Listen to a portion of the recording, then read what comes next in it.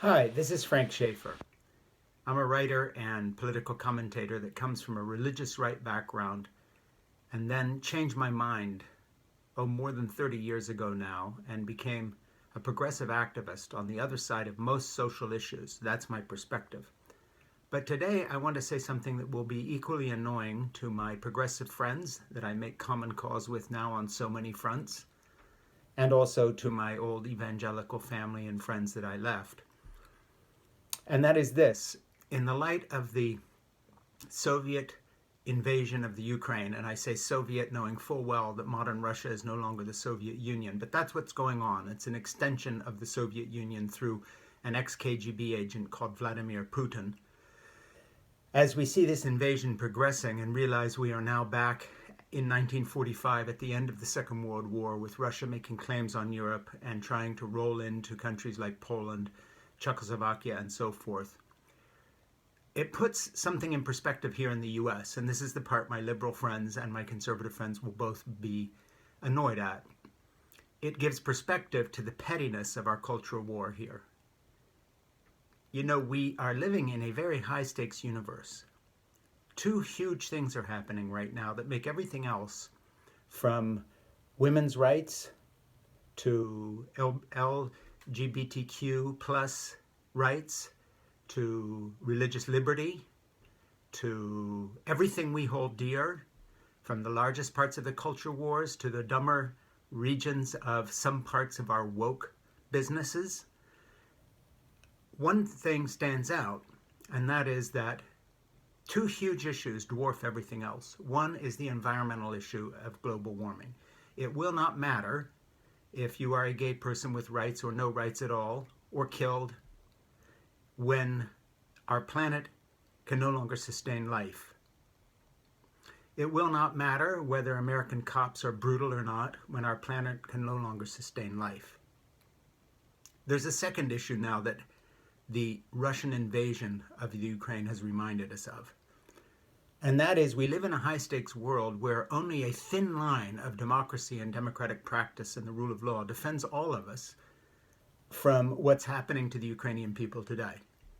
And that is with the brutality of communist China and the brutality of Putin's Russia and the brutality of places like Iran or the murderous state of Saudi Arabia that kills journalists and dismembers them. We live in a world in which we have the luxury of arguing amongst ourselves about very, very interesting and often huge issues, but that in perspective with the survival fight going on in the Ukraine and what is happening at this very moment in our planet are dwarfed. So I call on left and right, progressive and evangelicals and Christians and non-Christians and atheists and black and white, people of color, everyone in this country, to take a deep breath for a minute and first of all be very grateful for the freedoms we do have to fight amongst ourselves, and to defend those freedoms, and to understand that we live at a time when if we waste the time we have and our lives fighting about things such as whether you can use the word mother or not, or you have to use the word parent because somehow now you've disrespected trans people and so forth, we really don't deserve the freedoms we have. Let's learn to stick with the big issues: women's rights, racial equality, gender parity, rights for minorities, the right to live free of tyranny and under the rule of law. Let's fight for Democrats in Congress and in the Senate and in the White House against a Republican Party that has sided with Vladimir Putin, first accepting his help to make Donald Trump president, and then sided with him because of his homophobia and other bigotries that make him appear to be on the side of white evangelical Christians.